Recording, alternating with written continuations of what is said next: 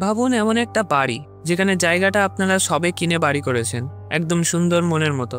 আপনারা সবে শিফট হয়েছেন, সামনে একটা বড় মাঠ আছে যেখানে আপনার সন্তানরা খেলতে পারবে। আপনি নিশ্চিন্তে শহর থেকে দূরে এখানে শান্তিতে জীবন কাটাতে এসেছেন। কিন্তু সবকিছু আপনার মনের মতো হয় না। বছর ঘুরতে না ঘুরতে আপনি একটি আজব ঘটনার সম্মুখীন হন। আপনি হঠাৎ দেখলেন একজন নান আপনার বাগানে ঘুরছে।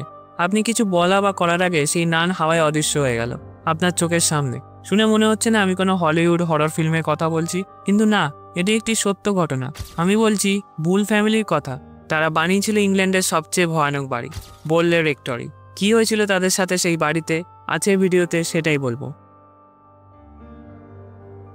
বোল রেক্টরি, যাকে অনেকেই বলেন ইংল্যান্ডের সবচেয়ে ভৌতিক বাড়ি, সেটা ছিল এক্সেসের শান্ত গ্রামাঞ্চলে অবস্থিত।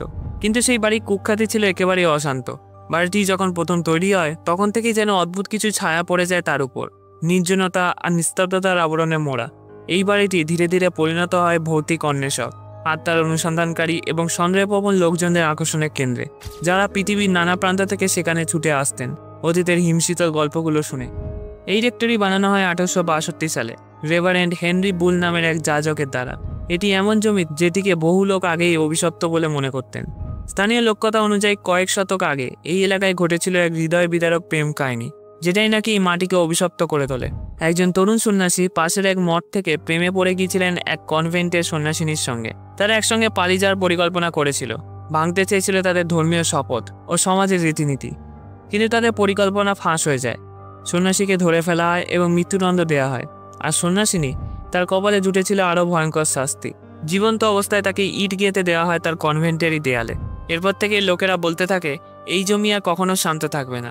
রেভারেন্ড বুল যখন রেক্টরির ভিত্তিপ্রস্তর রাখেন, তার অনেক আগে গ্রামের লোকরা কানাকানি করত। রাতের বেলায় মাঠঘাটে নাকি দেখা যায় এক রহস্যময় ছায়া মূর্তি। সবচেয়ে বেশি দেখা যেত এক শোকাহত সাদা পোশাকের নারী মূর্তি, যাকে অনেকে মনে করতেন সেই দুঃখিনী সন্ন্যাসিনী, যে চিরকাল খুঁজে ফিরছে তার হারিয়ে যাওয়া প্রেমিককে। 1800 শেষ দিকে রেভারেন্ড হেনরি বুল যখন বোলি রেক্টরিতে থাকতেন, তখন থেকেই শুরু হয়ে অদ্ভুত কিছু ঘটনা। এক্সেসের শান্ত গ্রামের মধ্যে থাকা এই বাড়িটা বাইরে থেকে দেখতে ছিল একদম নিরীহ, কিন্তু ভিতরে চলছিল কিছু অজানা অশান্তি। বুল পরিবারই ছিল প্রথম যারা এই অস্বাভাবিক ঘটনাগুলোর মুখোমুখি হয়।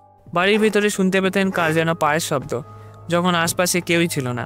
ঘন্টার শব্দ হঠাৎ বেজে উঠত, যেন কেউ ডেকে উঠেছে, কিন্তু সেই ঘর খালি পড়ে থাকতো। সবচেয়ে ভয়ঙ্কর ছিল একাধিক সদস্য জানিয়েছিলেন তারা দেখেছেন এক সন্ন্যাসিনী রূপী ছায়ামূর্তি চুপচাপ হাঁটছে বাগানে পথ ধরে, যেন বহু পুরনো কোনো আনুষ্ঠানিকতায় সে আটকে পড়েছে। তবুও এত সবের পরেও বুল পরিবার সেই বাড়ি ছেড়ে যায়নি। হয়তো তারা অভ্যস্ত হয়ে গিয়েছিল, কিংবা হয়তো অন্য কিছু তাদের আটকে রেখেছিল। রেভারেন্ড বুলের মৃত্যুর পর ঘটনাগুলো আরও ভয়ঙ্কর রূপ নেয়। তার মেয়ে অভিজ্ঞতা করেন আরও তীব্র উপস্থিতি। জানলায় ভেসে ওঠা মুখ, হঠাৎ নিচে থেকে বন্ধ হয়ে যাওয়া দরজা, ঘরে এক প্রান্ত থেকে অন্য প্রান্তে ছিটকে পড়া বস্তু। সেই অদৃশ্য কিছু যেন আর শুধু দেখা বা শোনা চাইছিল না, সে চেয়েছিল তাকে যেন সবাই জানে, যেন সে খুঁজছিল মনোযোগ। তারপর 1930-এর দশকে শুরু হয় আরেক অধ্যায়, যখন রেভারেন্ড লাইল্যান্ড ফস্টার ও তার স্ত্রী মারিয়ান সেই রেক্টরিতে এসে থাকেন। তাদের সময়কালও পরিণত হয় ইতিহাসের অন্যতম ভয়ঙ্কর অধ্যায়। প্রথম থেকেই অদ্ভুত ঘটনাগুলো শুরু হয়। দেয়ালে গায়ে হঠাৎ হঠাৎ লেখা উঠে আসে, যেখানে বারবার মারিয়ানকে নাম দেখে কিছু বলার চেষ্টা করা হচ্ছিল। আরজি, হুমকি, মিনতি, মারিয়ানে হেল্প মি। জিনিসপত্র উড়ে যেতে থাকে ঘরের এক প্রান্ত থেকে আরেক প্রান্তে। দরজা খুলে যায়, আবার নিজেই বন্ধ হয়ে যায়। মারিয়ান নিজেই অস্পষ্ট আঘাতের চিহ্ন পেতে থাকেন। কেউ কেউ বলেন তখন একাধিকবার এক্সোরসিজম করার চেষ্টা হয়েছিল, যা নাকি পরিস্থিতি আরও খারাপ করেছিল।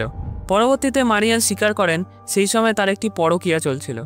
অনেকেই ভাবেন আত্মাটি হয়তো ঈর্ষান্বিত হয়ে উঠেছিল, বিশ্বাসঘাতকতার পাগল প্রায়।